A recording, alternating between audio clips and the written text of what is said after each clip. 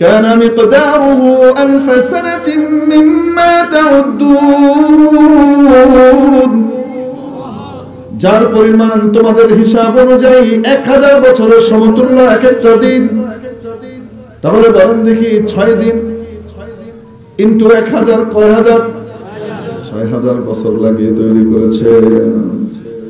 কিন্তু রব্বুল আলামিনের নিয়ম হলো উনি কোন জিনিস তৈরি করতে চাইলে শুধু বলেন কুন হও ফায়াকুন, তৎক্ষণাৎ তা হয়ে যায়, ঠিক কিনা? এই আসমান জমিনকে বানাতে, বিশাল এটাকে বানাতে 6000 বছর কেন লাগালেন? 6 দিন কেন লাগালেন?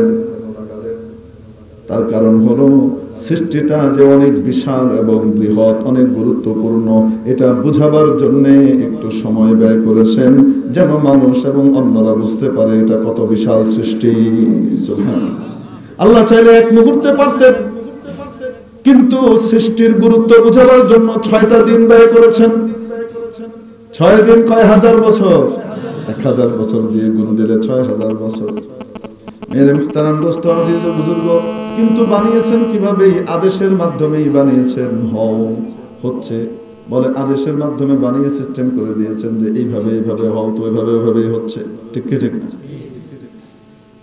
মেরে মুহতারাম হাজরিন, কোনো কিছুকে নিজের কুদরতি হাত দিয়ে বানাননি। সব কিছু বানাবার পরে এই পৃথিবীতে জিন জাতিকে তৈরি করে পাঠালেন। জিনকে তৈরি করে পাঠালেন ওনার ইবাদতের জন্য। কিন্তু জিনরা এসে ইবাদত করলো খুবই অল্প সংখ্যক জিন আল্লাহর ইবাদত করলেন। যদিও কিছু মানুষ আছে যাদের মাথার ভিতরে শয়তান একই সাথে মলমূত্র ভয়টা ত্যাগ করেছে, ফলশ্রুতিতে মাথার মধ্যে এমন পচন ধরেছে যে এরা সাধারণ বুঝবুদ্ধির দ্বারা যেটা বোঝা যায় অতটুকু বোঝার ক্ষমতা হারিয়ে ফেলেছে, ঠিক কি ঠিক না? এদের মাথার ভিতরে শর্ট সার্কিট হয়ে ব্লাস্ট করেছে। মেরে মুহতারাম দোস্ত, যার কারণে এই পুড়ে যাওয়া মাথা দিয়ে সঠিক জিনিস আর উদ্ধার করতে পারছে। কিছু মানুষ আছে না নাই যারা স্রষ্টাকে অস্বীকার করে? আরে আছে না নাই? স্রষ্টাকে অস্বীকার করে কিছু মানুষ আছে না নাই? হিন্দু হোক, মুসলমান হোক, বৌদ্ধ হোক, খ্রিস্টান হোক, ইহুদি হোক, যে যেই নামেই বলুক না কেন, তারা মহাবিশ্বের স্রষ্টা হিসেবে একজনকে মানে, ঠিক কি ঠিক না? হিন্দুরা ভগবান বলে, খ্রিস্টানরা গড বলে, তারপরে আমাদের মুসলমানরা কি বলেন? আসতে বলুন, কি বলেন? আল্লাহ বলে। যদিও অন্যরা আল্লাহর সাথে কাউকে শরীক করে আর মুসলমান কাউকে শরীক করে না, যেটা যেমন ঠিক তেমনই রাখে, ঠিক কি ঠিক না? পার্থক্য এতটুকু। মেরে মুহতারাম দোস্ত, বর্তমান যুগের ওই সমস্ত ব্যক্তি যারা আল্লাহ এবং মহাস্রষ্টাকে অস্বীকার করে, এমনি অটোমেটিক বিবর্তনের মাধ্যমে চলছে আর হচ্ছে, এই ধরনের কথাবার্তা বিশ্বাস করে, এই সমস্ত ব্যক্তিদের মাথা আবু জেহেল আবু লাহাবের চাইতেও বেশি খারাপ। কারণ আবু জেহেল আবু লাহাবও আল্লাহকে স্বীকার করত। তারা এটা বিশ্বাস করত যে মহাবিশ্বের স্রষ্টা কে, তবে আল্লাহর সাথে আরো কিছু তারা মন্ত্রী পরিষদ যোগ করেছিল। সবকিছুর স্রষ্টা আল্লাহ, তবে সুখের মন্ত্রী একজন, দুঃখের মন্ত্রী একজন, অসুস্থতার মন্ত্রী একজন, সুস্থতার মন্ত্রী একজন, বুঝতে পেরেছেন? অর্থবিত্তের মন্ত্রী একজন, দুর্ভিক্ষের মন্ত্রী একজন, এক একজনকে আলাদা আলাদা মন্ত্রী বানিয়ে আল্লাহর মন্ত্রিসভা তৈরি করেছিল। এই শরীক করার কারণে ওরা নষ্ট হয়েছে, নতুবা তারাও আল্লাহ যে মহাবিশ্বের স্রষ্টা এটা স্বীকার করত। রব্বুল আলামিন কোরআনে কারীমে নবীজিকে বলেন, ওয়ালা ইন সাআলতাহুম মান খালাকাস সামাওয়াতি ওয়াল আরদ, যদি আপনি জিজ্ঞেস করেন তাদেরকে এই বিশাল আসমানগুলো এবং জমিনকে কে তৈরি করেছে, এই আর্থকে কে তৈরি করেছে, লা ইয়াকুলুন্না আল্লাহ, তাহলে অবশ্যই তারা তো এই একই উত্তর দিবে যে আল্লাহ। তাহলে আবু জেহেল, আবু লাহাব, উতবা, সাইবা, উকবা ইবনে আবি মুআইত, ওয়ালিদ ইবনে মুগীরা থেকে শুরু করে উমাইয়া ইবনে খালদ থেকে শুরু করে উবাই ইবনে খালদ থেকে শুরু করে এরা যাই ছিল, এদের মাথা যতই পচুক না কেন কমপক্ষে এতটুকু ঠিক ছিল যে মহাবিশ্বের স্রষ্টা একজন আছেন, সেই আল্লাহ, তাকে তারা স্বীকার করত। ঠিক কি ঠিক না? যেগুলা মহাবিশ্বের স্রষ্টাকে স্বীকার করে না, এদের মাথা আবু জেহেলের চাইতেও বেশি পচেছে। ঠিক কিনা? শুধু এই যুগে যে আছে এরকম পাগল তা নয়, আগের যুগেও এরকম পাগল ছিল, যারা অটোমেটিক সবকিছু হয় বলে মনে করে। এই সমস্ত লোকগুলা কি বুদ্ধিমান না আসলে পাগল? বলেন না কেন? ভয়ঙ্কর পাগল। কারণ এদের পাগলামি বাহির থেকে বোঝা যায় না, বাহির থেকে মনে হয় সুস্থ, আসলে ভয়ঙ্কর ম্যানিয়াক এবং সাইকো। এরা ভয়ঙ্কর রকমের পাগল। পাবনার পাগলা গারদে ভয়ঙ্কর পাগল কোনগুলা? যেগুলো সারাক্ষণ পাগলামি করে সেগুলা না, যেগুলো দেখতে একদম সুস্থ এবং কথাবার্তার সময় স্মার্টলি সব জবাব দেয়, কিন্তু সময়ে একদম হঠাৎ এমন পাগলামি করে যেটা কল্পনা করা যায় না যে এই বেটা এটা করবে। হঠাৎ পাগলামি উঠে যায়, যারা তারা মেরে ফেলে। এইরকম পাগলগুলোকে ভয়ঙ্কর পাগল হিসেবে আখ্যায়িত করা হয়। ঠিক কিনা? মানে যারা আল্লাহর খোদাকে অস্বীকার করে, মহাবিশ্বের স্রষ্টা হিসেবে আল্লাহকে অস্বীকার করে, কেউ আছে বলে বিশ্বাসই করে না, মনে করে কেউ নাই, এমনি।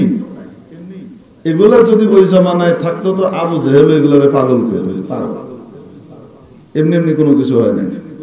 ঠিক কি ঠিক না? মেরে মুহতারাম দোস্ত আজিজ ও বুজুর্গ, হিজরি 120 থেকে 150 ভেতরকার সময়ের ঘটনা। মুসলিম বিশ্বে এক বিশ্বজয়ী কি আসলো, বড় দাহারি আসলো, আমাদের ভাষায় যাকে আমরা নাস্তিক বলি। এসে দাবি করে বসলো, দেশে দেশে সে প্রমাণ করে এসেছে মহাবিশ্বের স্রষ্টা কেউ আছে বলে কেউ নাই, সে বিশ্বাস করে না, সে প্রমাণ করে এসেছে। এবং মুসলিম বিশ্বে এসে সে এটা প্রচার করতে চায়। তো সাধারণ মানুষ কিছুটা বিভ্রান্ত হতে শুরু করলো। সাধারণ মানুষ মনে করছে এর চ্যালেঞ্জ কেউ নিচ্ছে না কেন। হযরত ইমাম আবু হানিফা নোমান ইবনে সাবিত রাহমাতুল্লাহ আলাইহি তার চ্যালেঞ্জ নিলেন। ঠিক আছে, আমি তার সাথে বিতর্কে বসবো, দেখি সে প্রমাণ করুক আল্লাহ খোদা নাই, আমি প্রমাণ করব মহাবিশ্বের স্রষ্টা আল্লাহ আছে। সে তো আর কোরআন হাদিস মানে না। ঠিক কি ঠিক না? কোরআন হাদিস বিশ্বাস করলে তো মুসলমানই হয়ে যেত। তো এইরকম বিষয়ে প্রমাণ করা তো বড় কঠিন। মেরে মুহতারাম দোস্ত আজিজ ও বুজুর্গ, এক পর্যায়ে দিন তারিখ ঠিক হলো, জায়গা ঠিক হলো, 1.5-2 হাজার মানুষ তার সাথে একত্রিত হয়েছে। আর অপরদিকে হাজার হাজার মুসলমান একত্রিত হয়েছে যারা আল্লাহকে বিশ্বাস করে। নির্ধারিত সময় পেরিয়ে যায়, ওরা তো এসে উপস্থিত। আমাদের প্রধান আলোচক হযরত ইমাম আবু হানিফা রাহমাতুল্লাহ আলাইহি আসেন না, অনুপস্থিত। ওদের মধ্যে যত সময় গড়াচ্ছে চাপা উল্লাস ফুটে উঠছে। পালিয়েছে আমাদের বিশ্বজয়ী মহাবুদ্ধিজীবীর মোকাবেলা করার জন্য মোল্লা আবু হানিফাকে খুঁজে পাওয়া যায়নি ভাবখানায়।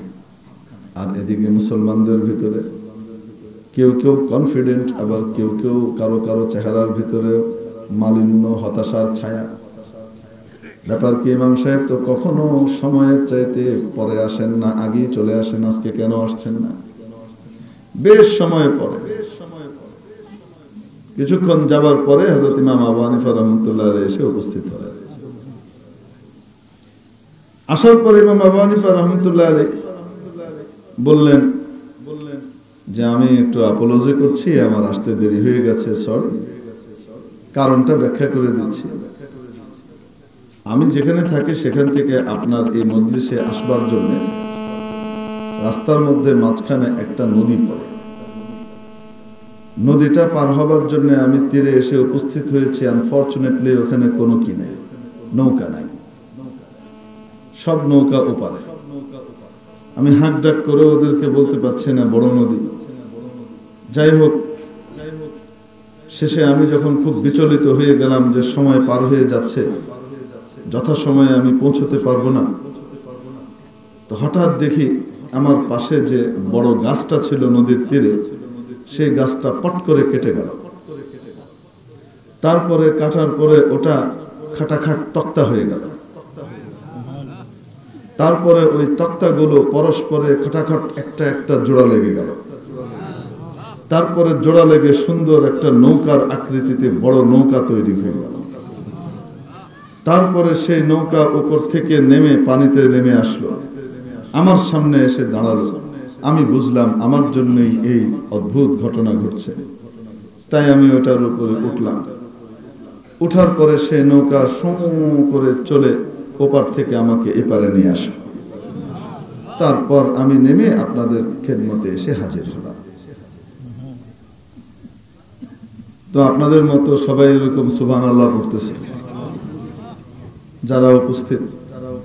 আর ওদিকে ওই দাহরি বেটা দাঁড়িয়ে বলছে, বড় আমার আক্ষেপ হচ্ছে যে আমি শুনেছিলাম মুসলমানদের সবচেয়ে শ্রেষ্ঠ মানুষের সাথে আজকে আমার আলোচনা হবে, কিন্তু কথা শুনে তো আমি হতাশ। আমি তো দেখি এক উদ্ভট মস্তিষ্কের পাগলের সাথে আমি কথা বলতে এসেছি।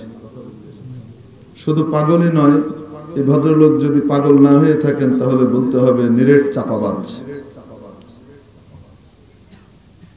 উনি বললেন, কেন, আমি কি চাপাবাজি করলাম? তো ওই লোক বলছে, এটা কি কখনো হয়? আপনি কি বলেন এগুলা? গাঁজাখড়ি বক্তব্য দিলে হবে? আপনি দাঁড়িয়েছেন, আপনার জন্য এরকম একটা গাছ কেটে গেল অটোমেটিক। এটা কি কেউ না কাটলে কাটে কোনো সময় গাছ? কেউ তক্তা না বানালে কি তক্তা হয়? আর কেউ তক্তাগুলো জোড়া না লাগালে কি এমনি জোড়া লাগে? এই তক্তাগুলো জোড়া লেগে অটোমেটিক কি কোনো নৌকা তৈরি হয়? এগুলা কি বলেন, পাগলের প্রলাপ। আবার সেই নৌকা নাকি অটোমেটিক পু করে চলে আপনাকে নিয়ে আসছে। এই সমস্ত গাঁজাখড়ি মার্কা কথাবার্তা বাদ দেন। এই সমস্ত কথা বলে আমাদেরকে অভিভূত করা যাবে না।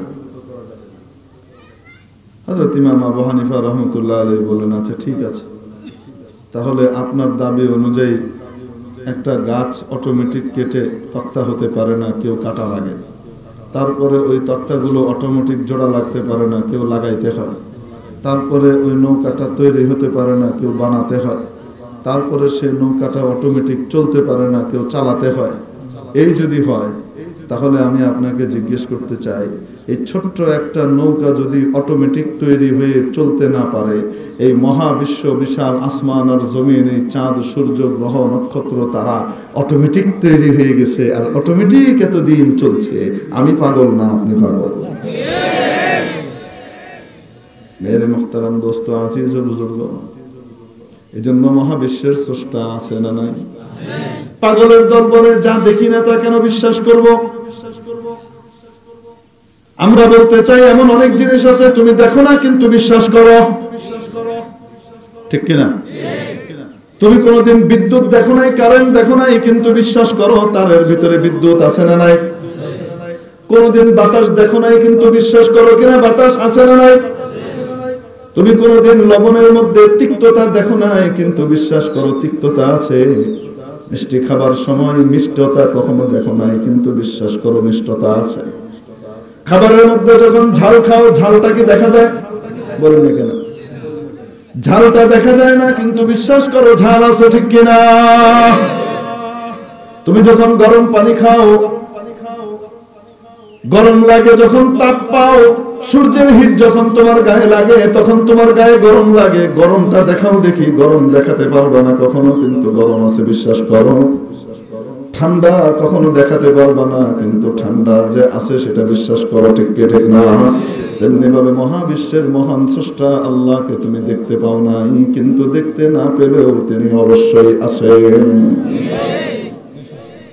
তুমি বলবা, আমি তো বিশ্বাস করি এমনি না, কারেন্ট না থাকলে লাইটটা জ্বলে কেমনে? নিশ্চয়ই কারেন্ট আছে। আমরাও বলি, আল্লাহ না থাকলে সূর্যটা চলে কেমনে? নিশ্চয়ই আল্লাহ আছে, ঠিক কি ঠিক না? মেরে মুহতারাম দোস্ত, দুনিয়া এবং আসমান জমিনের মহান স্রষ্টাকে উনি সৃষ্টি করলেন কিভাবে? আল্লাহু আকবার কবির। ইমাম আবু হানিফাকে চিনছেন না? এবার ইমাম আবু হানিফাকে চিনছেন কি জিনিস? এরকম বিরল প্রতিভার অধিকারী মানুষ ভবিষ্যতে পয়দা হওয়া বড় কঠিন। আরে ভবিষ্যতের মানুষ তো আগেকার লোকদেরকে মারা যাওয়ার পরে অনেক বড় বলে। ইমাম আবু হানিফা তার জীবদ্দশায় স্বীকৃতি পেয়েছিলেন যে আনপ্যারালাল মানুষ। কাদের মাধ্যমে স্বীকৃতি পেয়েছিলেন?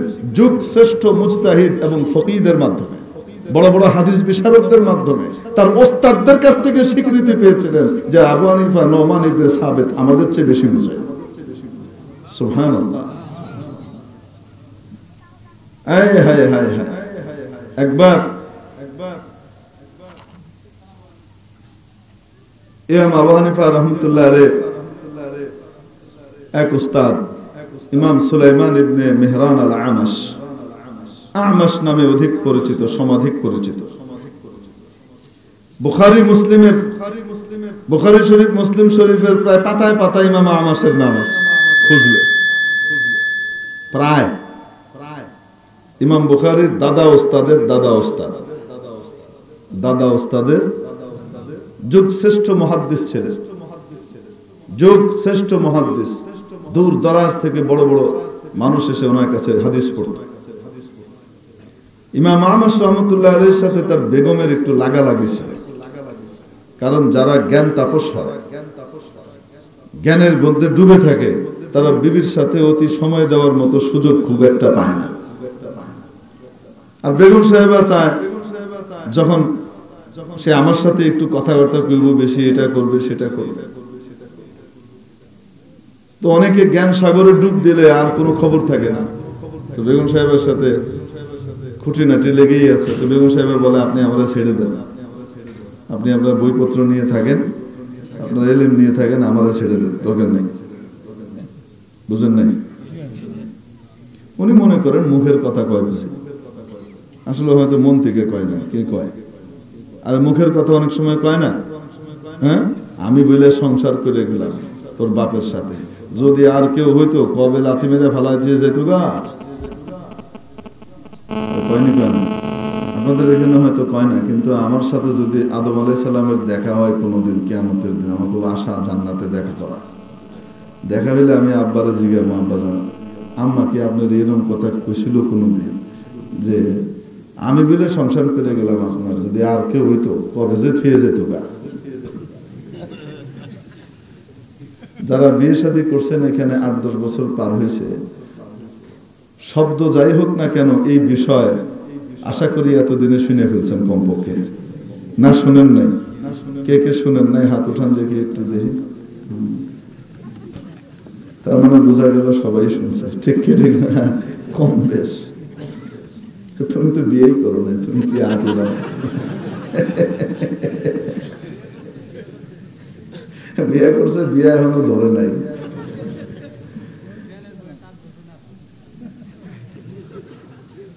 মেরে মুহতারাম দোস্ত, আজিজ ও বুজুর্গ, ইজমায়ের মুখালিফ করলে, খেলাফ করলে মানুষ কোনো কিছু করব, এই জন্য সোজা তা বাবা।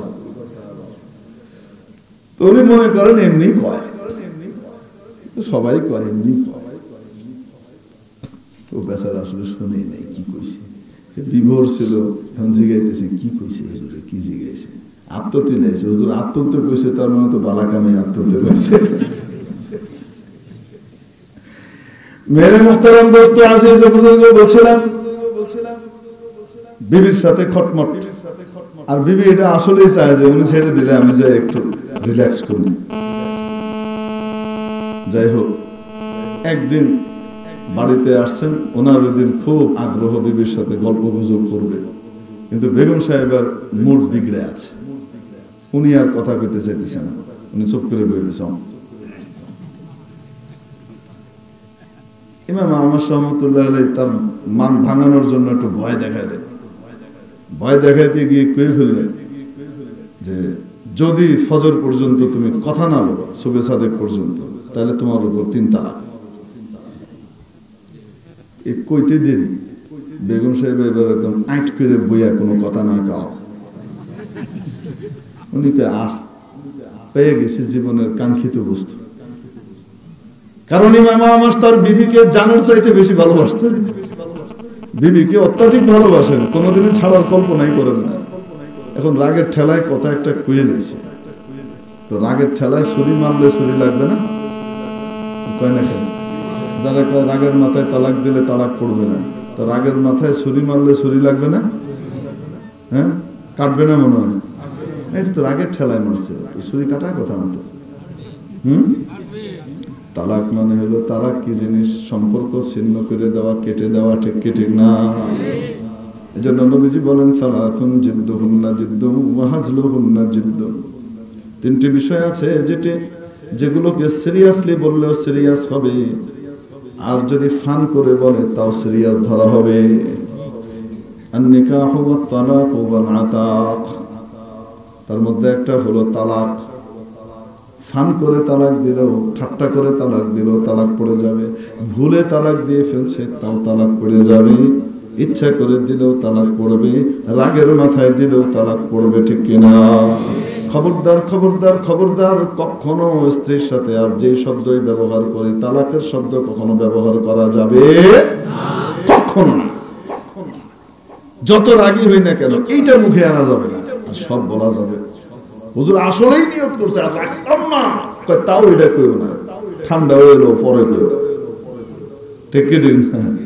গরম অবস্থায় কখনো বলা যাবে, বলেন না কেন? মেরে মুহতারাম দোস্ত আজিজ ও বুজুর্গ, এখন কথা তো কয়ে লাইছে, উনি দেখে খাইছে কাম, এ তো আসলেই ধরে বইছে। এখন শর্ত তো দিছে কি, ফজর পর্যন্ত কি না বললে তো তালাক ঠেকানোর একটাই মাত্র পন্থা, ফজরের আগে কি বলা, কথা বলা। এখন উনি বিভিন্ন রকমের কৌতুক শোনায়, গল্প শোনায়, মিষ্টি মিষ্টি কাহিনী শোনায়। বেগম তো কোনো কথাই কয় না, বইছে তো বইছে। উঠে গিয়ে আবার একটু করে কাপড় টাপড় নিয়ে এসে কানের ভিতরে ডাক ঢুকেছে, তুলা ঢুকেছে, যেন কি না কথা কইতে না শোনাই না যায় কি কয়। যাই হোক, উনি হতাশ হয়ে গেছেন, হায় রে হায়, এ তো বড় বিপদের কথা, তো বড় বিপদের কথা, আমার তো বউ যাবে। এখন এই বিপদ থেকে উদ্ধার কেমনে পাবে? হঠাৎ মনে হয়েছে আমার শাগরিদ আছে, নোমান ইবনে সাবিত আবু হানিফা শাগরিদ আছে। এই শাগরিদ কঠিন থেকে কঠিন বিষয় মুহূর্তের ভিতরে সমাধান করে। কঠিন থেকে কঠিন বিষয় কি করে? মুহূর্তের ভিতরে সমাধান করে, যেটা কেউ কল্পনাই করতে পারে না। ইমাম লাইস ইবনে সাদ মাসরি, মিশরের দরসে ইজতিহাদের কি ছিলেন, মাসনাদে ইজতিহাদের কিংবদন্তি ছিলেন লাইস ইবনে সাদ। ইমাম শাফি রহমতুল্লাহ আলাইহির উস্তাদ, মুহাম্মদ ইবনে ইদ্রিস শাফি রহমতুল্লাহ আলাইহির উস্তাদ। ইমাম শাফি রহমতুল্লাহ আলাইহি বলেন, আমি ইমাম মালিকের কাছেও পড়েছি, ইমাম লাইস ইবনে সাদের কাছেও পড়েছি। ওয়াল্লাহি ইন্নী ওয়াজাদতুল লাইস আফকাহা মিন মালিক ওয়ালাকিন দাইয়াতহু আসহাবু। আমি লাইস ইবনে সাদকে ইমাম মালিকের চাইতেও বড় মুস্তাহিদ ইমাম পেয়েছি, কিন্তু উনি ভালো শাগরিদ পান নাই, ওরকম ভালো শাগরিদ পান নাই যে শাগরিদ ইমাম মালিক পেয়েছিলেন। এজন্য ইমাম মালিক রহমতুল্লাহ আলাইহির ফিকহ ইজতিহাদ মজবুত ভাবে ধারণ করা হয়েছে, ওনারটা আর রক্ষা পায়নি। এই ইমাম লাইস ইবনে সাদ বলেন, আমি আবু হানিফার ব্যাপারে বহু আলোচনা সমালোচনা শুনি, কিন্তু আবার যারা সমালোচনা করে তারাও বলে ইসলামের কোনো বিষয় নিয়ে তাকে কখনো হারানো যায় না, কঠিন সমাধান দেয় সে। তো আমার খুব আগ্রহ ছিল সে কিভাবে সমাধান দেয়, একটু দেখি লোকটা আসলে কেমন। হজের মৌসুমে আমি হজের মধ্যে মক্কা মুআজ্জামায় আছি, ওই সময় দেখি কিছু মানুষ জটলা করে বসে আছে, মাঝখানে একজন শেখ, একজন মুরব্বী মতো ব্যক্তি, পৌড়, খুব বেশি বয়স্ক না, মাঝ বয়সী এক ভদ্রলোক বসা। চারিদিকে মানুষ ঘিরে আছে, আর এক একজন প্রশ্ন করে আর ওই লোকটা উত্তর দেয়। এক একজন প্রশ্ন করে আর ওই লোকটা কি করে, উত্তর দেয়। প্রশ্ন করতে দেরি, উত্তর দিতে দেরি না। এর মধ্যে খুব অভিনব একটা প্রশ্ন করলেন এক ভদ্রলোক। ওই ভদ্রলোক বললেন, আমার বাড়ি খোরাসান। কোথায়? খোরাসান। আমি ওখানকার সর্দার, আমি ওখান থেকে এখানে এসেছি, আমি বড় পেরেশানিতে আছি। সেটা হলো আমার একটাই মাত্র ছেলে, আমি চাই ছেলেটা সুখী হোক, তো তার সুখের জন্য আমি তাকে বিয়ে করাই। তো বিয়ে করালে মোহরটা তো আমাকেই শোধ করতে হয় তার পক্ষ থেকে, ভালো ভালো মেয়ে বিয়ে করায়, সে বিয়ে করে কয়েকদিন পরে তালাক দিয়ে দেয়, 2 দিন পরে মেয়েকে তালাক দিয়ে দেয়, সে রাখে না। তো যখন মেয়েটাকে তালাক দিয়ে দেয়, এক হলো আমার ছেলেটা আবার একা হয়ে যায়, অসুখী, আর আমার টাকাও গেল, আমার টাকাও লস হয়, আমার মানসিক অশান্তি, কয়টা জিনিস, 2 ঝামেলা। তো আমি বড় পেরেশান, কি করব? আমি তাকে বিয়ে দিলেই সে তালাক দিয়ে দেয় কয়দিন রেখে, আর তারপরে আমার ছেলেটাও অসুখী হলো, আমার টাকাটাও গেল, মোহরটা দিই, বড় করে মোহর দিতে হয়। তো এই বুড়া মিয়া যিনি মাঝখানে বসে আছেন, উত্তর দিচ্ছেন মুফতি সাহেব, উনি বললেন, আপনি এক কাজ করবেন, আপনার ছেলেকে নিয়ে আপনি বাঁদির মার্কেটে যাবেন। গোলাম বাঁধি পাওয়া যায় না, আগে গোলাম বাঁধি পাওয়া যেত কিনতে, এখন তো কৃতদাস প্রথা রহিত হয়ে গেছে, সময় ছিল। তো আপনি বাঁদির মার্কেটে যাবেন, একটা মাসালা মনে রাখবেন, বাঁদির মালিক বা গোলামের মালিক যিনি হবেন, ওই বাঁধি বা গোলামের সমুদয় সম্পত্তির মালিকও কি হয়ে যায়, সে হয়ে যায়। গোলাম বাঁধি নিজস্বভাবে কোনো কিছুর মালিকানা পায় না, তার মালিক ওইটার কি হয়, মালিক হয়। এই মাসালা মনে রাখবেন। এখন গোলাম বাঁধির মার্কেটে যাবেন আপনার জন্য একটা বাঁধি কিনতে, আপনি আপনার ছেলেকে সাথে নিয়ে যাবেন, গিয়ে হাঁটতে থাকবেন, বাঁধি দেখতে থাকবেন। আপনি লক্ষ্য রাখবেন যে কোনো বাঁধির দিকে তার চোখ আটকায় কিনা। আপনি যদি দেখেন যে কোনো বাঁধির দিকে তার কি পড়েছে, চোখ পড়েছে আর চোখ আটকেছে মোটামুটি, আপনি শুধু দূর থেকে খেয়াল করবেন, আপনি তাকে বুঝতে দিবেন না, ওই বাঁধিটা আপনি কিনে ফেলবেন। বাঁধিটা এখন কার? আপনার। কেনার পরে এই বাঁধিটাকে বিয়ে দিয়ে দিবেন আপনার ছেলের সাথে। বুঝেন নাই? বিয়ে দিয়ে দিবেন কার সাথে? আপনার ছেলের সাথে। মনে রাখবেন, যে বাঁধি বিবাহিত হয়ে যায় সেই বাঁধির সাথে মনিব কিন্তু সম্পর্ক করতে পারে না, এটা মনে রাখবেন মাসালা। ইউটিউবের মাধ্যমে আমাদের ঝাড়ুদার ফাড়ুদার কিছু আছে না, এদের কান পর্যন্ত কথাগুলো যাবে, তো তারপরে বকওয়াস শুরু করবে, এই জন্য বললাম। তো এখন আপনি বাঁধিটা কিনবেন নিজের জন্য, কিনে কি করবেন? বিয়ে দিয়ে দিবেন কার সাথে? আপনার ছেলের সাথে। বিয়ে দেওয়ার পরে আপনি তো মোহরও দিয়েছেন তার জন্য আপনার ছেলের পক্ষ থেকে, তো মোহর দিলেও সেই মোহরের মালিক আসলে কে হবে? বাঁধির মাধ্যমে কার কাছে আসবে? মালিকের কাছেই তো আসবে। তা আপনি মোহরটা দিয়ে আপনার বাঁধিকে বিয়ে দিয়ে দিবেন ছেলের সাথে। যদি আপনার এই ছেলে এই বিবাহকে কি করে, দীর্ঘমেয়াদী করে, বিয়ে যদি সাস্টেইন করে, চলে, তাহলে তো আপনার মনের স্বাদ পুরা হয়ে গেল। ওই মাল আপনার আর বাঁধির কাছ থেকে নেওয়ার দরকার নেই, তার কাছে আছে, থাক। আর আপনি বাঁধিকে আজাদ করে দিবেন, তা আপনার পুত্রবধূ কি হয়ে গেল? আজাদ হয়ে গেল, আপনার ছেলের সাথে তার সুখের সংসার হয়ে গেল। আর যদি সে কয়দিন পরে তারা ছেড়ে দেয়, তালাক দিয়ে দেয়, তাহলে আপনার মাল আপনার কাছে আয় পড়ছে, কোনো লস নাই। বুঝছেন না কারণ? তো লাইস ইবনে সাদ রহমতুল্লাহ আলাইহি বলেন যে আমি এই সমাধান ওই ব্যক্তি বলার সাথে সাথে মুহূর্তের ভিতরে যে সমাধানটা দিলেন, সমাধানটাই তো বড় অদ্ভুত টাইপের সমাধান। তারপরে আমি যতটুকু বিস্মিত সমাধানের দ্বারা হয়েছে, তার চেয়ে বেশি বিস্মিত হয়েছে মুহূর্তের ভিতরে এই সমাধানটা বের করলো কেমনে এই লোকটা। তা আমি মানুষকে জিজ্ঞেস করলাম, ভাই এই লোকটা কে? এই লোকটাকে আবু হানিফা বলে মানুষ। তখন আমি বিশ্বাস করলাম, স্বীকার করলাম, আবু হানিফা কেন সকলের ভিতরে অনন্য, যে তার ধারে কাছে কেউ পৌঁছতে পারে না, এজন্য তাকে অনেকে হিংসার দৃষ্টিতে দেখে। না হলে আবু হানিফার আসলে জবাব নাই, আনপ্যারালাল। তো দ্রুত সমাধান বের করার ক্ষমতা থাকা সম্পর্কে হযরত ইমাম আবু হানিফা প্রবাদ তুল্য পুরুষ ছিলেন, প্রবাদ পুরুষ ছিলেন এই ব্যাপারে। এখন ওই যে মনে আছে না, যদি তুমি ফজর পর্যন্ত কথা না কও তাহলে কয় তালাক? 3 তালাক। আর বেগম সাহেব বয়ে গেছে, আর কি করে না, কথা কয় না। উনি চিন্তা করলেন, এখন তো আবু হানিফার কাছে যাওয়া ছাড়া গতি নেই, এই সাগরিদি হয়তো কিছু একটা বের করতে পারবে, নাহলে উপায় নেই। তো গেছে সাগরিদ, ওরকম যুগের ইমাম হওয়া সত্ত্বেও সারা রাত নামাজ পড়েন। দরজা ধাক্কানোর সাথে সাথে ওস্তাদের আওয়াজ পেয়ে তাড়াতাড়ি নামাজ শেষ করে বের হয়ে আসলেন। হযরত কি ব্যাপার?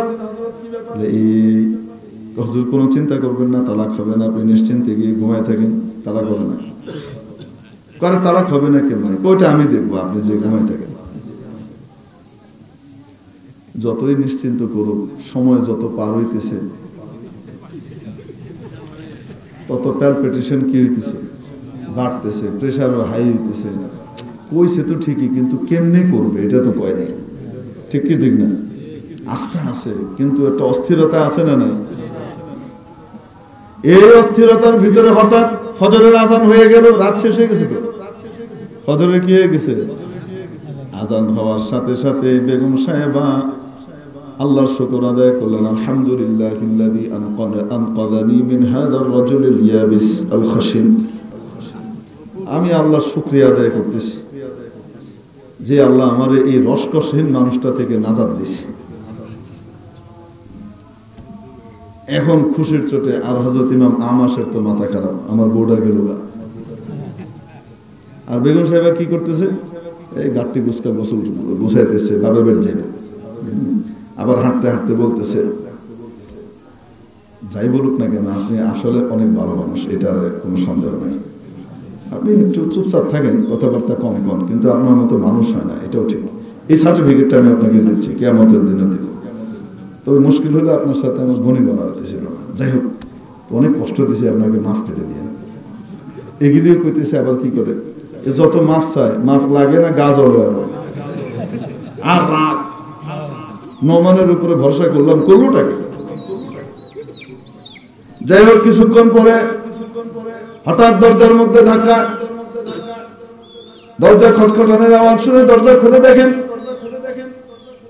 শাগরিদ আবু হানিফা দাঁড়ানো, নোমান ইবনে সাবিত দাঁড়ানো, আর সাথে আরেক লোক। কেন আসছে? হুজুর জরুরি কথা। তোমার জরুরি কথা রাখো, যাও, দূর হও আমার চোখের সামনে থেকে। এত আস্থার বিশ্বাস রাখলাম তোমার উপরে, তুমি করলাটা কেন? হুজুর কি হয়েছে? কারা আজান হয়ে গেছে, তালাক হয়ে গেছে তোমার, আবার কথা বলো, যাও তুমি যাও। হুজুর মুয়াজ্জিন সাহেব কিছু কইতে চায়। মুয়াজ্জিন কি হয়েছে? মুয়াজ্জিন সাহেব কয়, হুজুর আজকে ফজরের আজান সময়ের আগে একটু ভুলে হয়ে গেছে গা।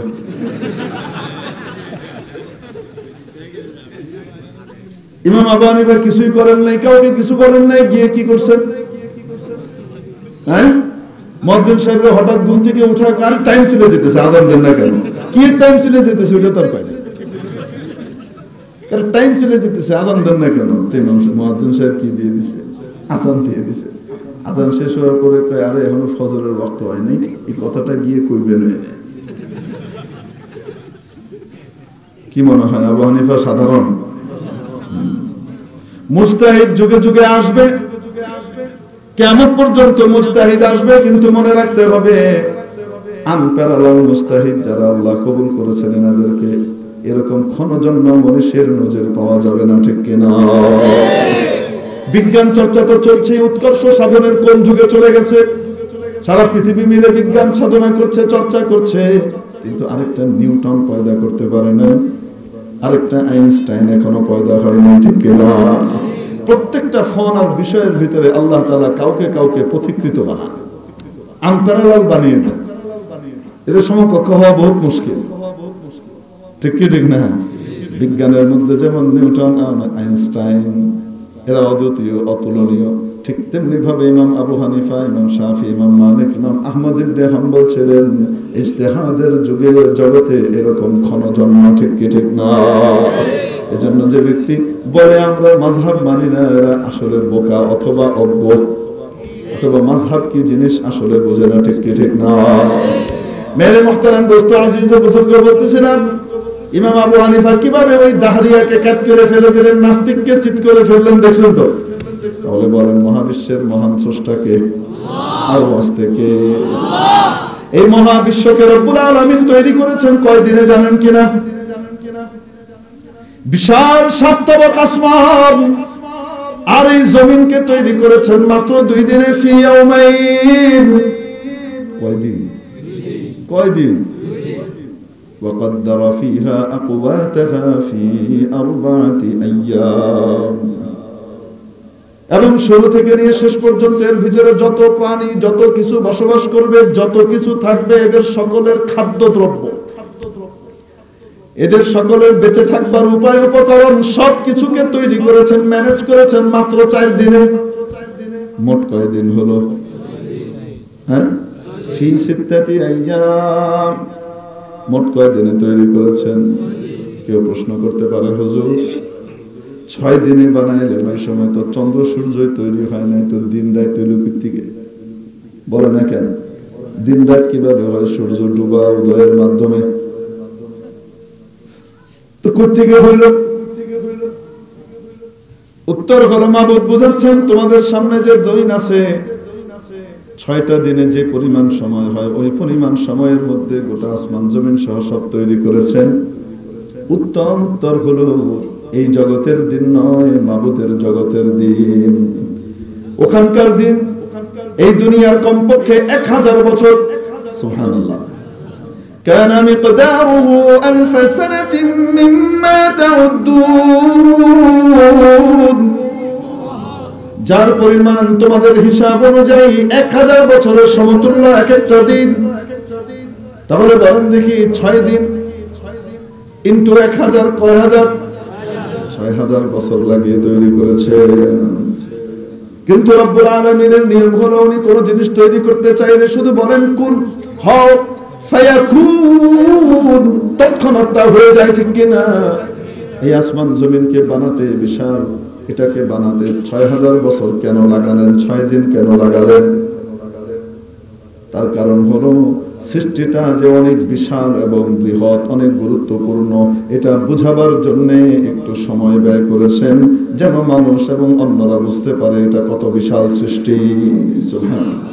আল্লাহ চাইলে 1 মুহূর্তে পারতেন, কিন্তু সৃষ্টির গুরুত্ব বুঝাবার জন্য 6টা দিন ব্যয় করেছেন। 6 দিন কয় হাজার বছর? 1000 বছর দিয়ে গুণ দিলে 6000 বছর। মেরে মুহতারাম দোস্ত, আজিজ ও বুজুর্গ, কিন্তু বানিয়েছেন কিভাবে? আদেশের মাধ্যমেই বানিয়েছেন। হচ্ছে বলে আদেশের মাধ্যমে বানিয়ে সিস্টেম করে দিয়েছেন যে এইভাবে এইভাবে হও, তো এইভাবে ওইভাবেই হচ্ছে, ঠিক কি ঠিক না? মেরে মুহতারাম হাজরিন, কোনো কিছুকে নিজের কুদরতি হাত দিয়ে বানাননি। সব কিছু বানাবার পরে এই পৃথিবীতে জিন জাতিকে তৈরি করে পাঠালেন। জিনকে তৈরি করে পাঠালেন ওনার ইবাদতের জন্য। কিন্তু জিনরা এসে ইবাদত করলো খুবই অল্প সংখ্যক জিন আল্লাহর ইবাদত করলেন। বেশিরভাগই মারামারি, কাটাকাটি, হানাহানি, উল্টাপাল্টা করে রক্তের গঙ্গা বইয়ে ধ্বংস হয়ে গেল নিজেরা। আল্লাহ রাব্বুল আলামিন তাদের নাফরমানির কারণে সময়ে সময়ে আযাব দিয়ে বিপুল পরিমাণ জিন ধ্বংস করলেন। কিন্তু আল্লাহ রাব্বুল আলামিন এত কিছু সৃষ্টি করার পরে ওনার গ্রেটেস্ট সৃষ্টি যেটা ওনার মূল প্ল্যান, ওটাকে উনি কারো সামনে বলেন নাই, তখনও তৈরি করেন নাই। ওটার সূচনা করবার জন্য ফেরেশতাদেরকে উপস্থিত করলেন। সৃষ্টির অন্যতম সেরা তখন ফেরেশতারা, তাদের চাইতে সেরা কেউ নাই। উপস্থিত করে তারপরে তাদেরকে বললেন, ইন্নী জাইলুন ফিল আরদি খলিফা, আমি পৃথিবীতে, আমি আর্থের মধ্যে আমার খলিফা, অ্যাম্বাসেডর পাঠাতে চাই। ফেরেশতারা ঈর্ষান্বিত হলেন, আশ্চর্য কারবার, আমরা এত ইবাদত করি কিন্তু আমাদেরকে ওনার প্রতিনিধি অ্যাম্বাসেডর বললেন না। যাকে বানাতে যাচ্ছেন তার মানে সে আল্লাহর সবচেয়ে নিকটবর্তী হবে। সুবহানাল্লাহ। এই নৈকট্যে নিজেরা সবচেয়ে বেশি কাছে থাকবার আশায় তারা একটু ঈর্ষান্বিত হয়ে ভেটো পাওয়ার প্রয়োগ করলেন। ইয়া আল্লাহ, কি দরকার বানিয়ে? এর আগেও তো পাঠিয়েছিলেন এক দলকে ইবাদতের জন্য, ওরা গিয়ে কি করেছে আপনি তো দেখেছেন, এরাও গিয়ে তাই করবে। আতাজালু ফিহা মান ইফসিদু ফিহা ওয়া ইয়াসফিকু দিমা, আপনি কি ওখানে আবার এমন একটি জাতি প্রেরণ করতে চান, তৈরি করতে চান, যারা ওখানে গিয়ে মারামারি, কাটাকাটি, হানাহানি করবে, রক্তের গঙ্গা বহাবে, রক্তপাত ঘটাবে, আর কি করবে? ফিতনা ফাসাদ তৈরি করবে।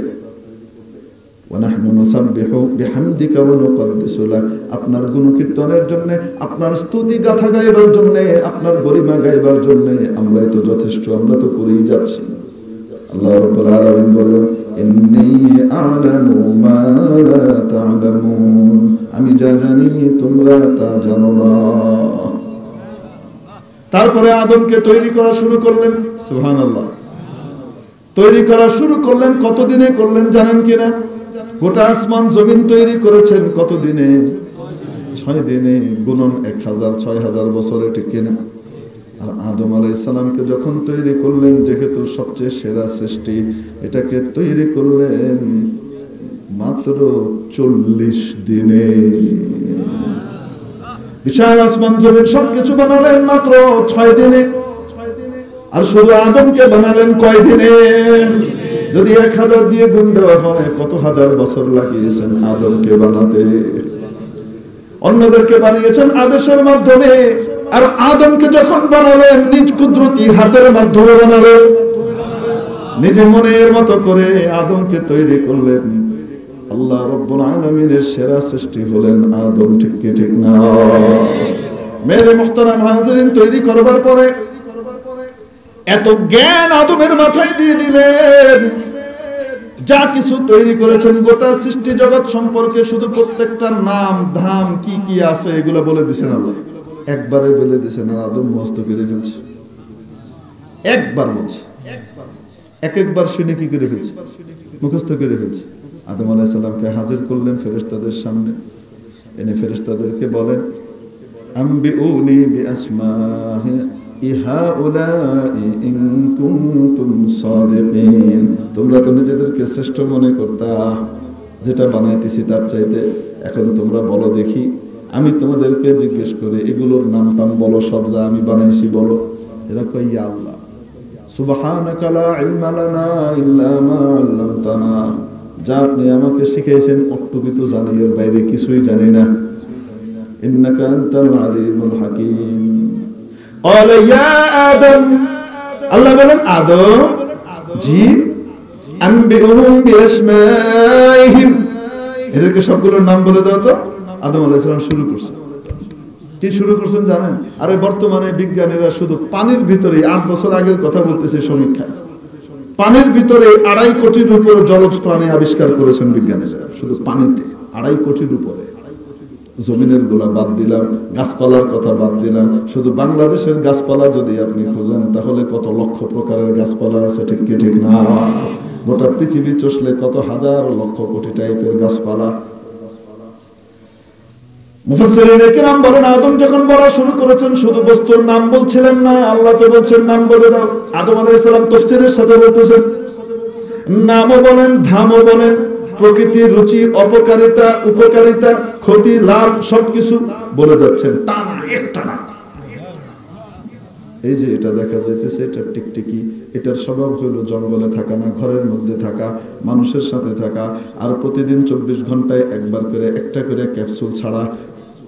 শনিবার দিন যে জায়গায় ছাড়ছে, রবিবার দিন ঠিক সেই জায়গাটাই ছাড়বে। এটা তার নেচারের ভিতরে। পোকামাকড় খেয়ে বাঁচবে, আলোর আশপাশে থাকবে, আর সুইট বলের মতো ডিম পাড়বে। এই ধরনের বলতেছেন। এর চাইতে একটু বড় যেটা, ওটা হলো আঞ্জিলা। তার পাশাপাশি খাতিরা আরেকটা আছে, একই রকম দেখতে, কাছাকাছি, রক্ত চোষা। এর চাইতে একটু বড় রকমের হলো গিরগিটি। তার চাইতে আরেকটু বড় হলো সান্ডা। সান্ডার দিয়ে বিশেষ তেল বানানো হবে, ওই তেল দিয়ে বিশেষ কামে আসবে। তারপরে আবার এর চাইতে একটু বড় হলো গুইসাপ। তারপরে গুইসাপের খালাতো ভাই আবার মরু অঞ্চলে পাওয়া যাবে দব কিফতার, ওটা আবার একটু হলুদ রঙের, পেট মোটা হবে। আবার এদের চাইতে সবচেয়ে এদের বিগ বস যেটা এই ফসিলের ভিতরে, তার নাম হলো কুমির। কুমির সাহেবের আবার 2টা প্রকার, মিঠা পানির কুমির, নোনা পানির কুমির। প্রথম প্রকার যেগুলা, ওগুলা শুধু প্রথমের শুধু টিকটিকি, ওটা ঘরে থাকতে পছন্দ করবে, আর বাকিগুলা মানুষ থেকে দূরে বনে জঙ্গলের ভিতরে থাকতে পছন্দ করবে। রুচি প্রকৃতি সব সহ একটানা বেড়েই যেতেছে, বেড়েই যেতেছে, বেড়েই যেতেছে। ফেরেশতারা চুপ করে শুনতেছে, কয় কি? আপনি কল্পনা করেন, শুধু 2.5 কোটি তো পানির পেরা, যত সৃষ্টি আছে মাবুদের সবগুলোর যদি শুধু নাম কয়ে যায় তাহলেও কয় বছর লেগে যাবে, ঠিক কি ঠিক না? বলেই যেতেছে। আমাদের আব্বাজান হযরত আদম আলাইহিস সালাম অশিক্ষিত ছিলেন না মহাশিক্ষিত ছিলেন? কেমন সুন্দর ছিলেন, শিম্পাঞ্জি মার্কা ছিলেন। আদি মানব ছবির ভিতরে দিয়ে রাখছে ভাই, আদি মানব এরকম হাফ শিম্পাঞ্জি, ফুল শিম্পাঞ্জি, তারপর আরেকটু সোজা হয়েছে বিবর্তনের শিকারে হাফ গরিলা। তারপরে ফুল গরিলা হয়েছে, তারপরে কিটো ডায়েট করে সাইজ টাইজে অন মানুষ হয়েছে। এরম এরম এরম এরম এরম করে যে হয়েছে, তো কন্ত দেহি বিবর্তন সত্যি হইলে তো তার কয়েকদিন পরে এরম এরমে চিত্তে পড়ে যায়। ঠিকই ঠিকই সময় আছে না চিত্তে পড়া। মেরে মুহতারাম দোস্ত আজিজ বুজুর্গ, এগুলো পাগলের কথা, ঠিক কি ঠিক নয়? আমার আপনার আব্বা জান হযরত আদমকে আল্লাহ রাব্বুল আলামিন বানালেন কতদিন লাগিয়ে বলেন? 40 দিন লাগিয়ে বানালেন। সুবহানাল্লাহ, এত সুন্দর নিখুঁত করে বানালেন, নিজেই 4 বার কসম খেয়ে 4টি কসম খেয়ে কোরআনের মাধ্যমে জানালেন, লাকাদ খালাকনাল ইনসানা ফি আহসানি তাকওয়িম, নিশ্চয়ই আমি মানুষকে বানিয়েছি সবচেয়ে সুন্দর কাঠামো, সবচেয়ে চমৎকার স্ট্রাকচার আর অবয়ব দিয়ে। শব্দটা খেয়াল করে তাকওয়িম বলছেন, সবচেয়ে চমৎকার সবচেয়ে সুন্দর কাঠামো দিয়ে তৈরি করেছেন। তার মানে কি বোঝা গেল? তথাকথিত পচা ভাতের ঝুড়ি কোরআনে কারীম হলো তথ্যের দিক থেকে বলেন দামি বিরিয়ানির মতো, ঠিক কি ঠিক না? সবচেয়ে দামি জিনিস। আর বিজ্ঞান যদি কোরআনের সাথে না মিলে তাহলে বুঝতে হবে সেটা হলো পচা ভাতের ঝুড়ি, ঠিক কি ঠিক না? আমরা দিচ্ছি সবচাইতে উন্নত শ্রেষ্ঠ বিজ্ঞানের কথা, কোরআনের বাণী আর বাস্তবতা, আর আমাদের সামনে এনে দিচ্ছে পচা ভাতের ঝুড়ি বিজ্ঞান, ঠিক কি ঠিক না? এখন বলেন দেখি, আদম আলাইহিস সালাম, আদি মানব আদমকে আল্লাহ তৈরি করেছিলেন এরকম শিম্পাঞ্জি মার্কা করে, হ্যাঁ কয় না কেন? প্রথম দিন থেকে মানুষ সুন্দর, প্রথম দিন থেকে মানুষের কাঠামো এরকম, মাথা উঁচু করা স্ট্রাকচার, ঠিক কি ঠিক না? আমাদেরকে যে আদমের সন্তান বানিয়েছেন আল্লাহ রাব্বুল আলামিন, এজন্য কি আমরা নাখোশ? মেরে মুহতারাম দোস্ত আজিজ ও বুজুর্গ, আদম আল্লাহর সবচেয়ে প্রিয় ছিলেন। শয়তান চেষ্টা করেছে কোনোভাবে আদমকে দিয়ে একটা ভুল করাতে, ভুল করানোর পরে আদম আলাইহিস সালামকে আল্লাহ দুনিয়াতে পাঠিয়ে দিলেন। আল্লাহু আকবার।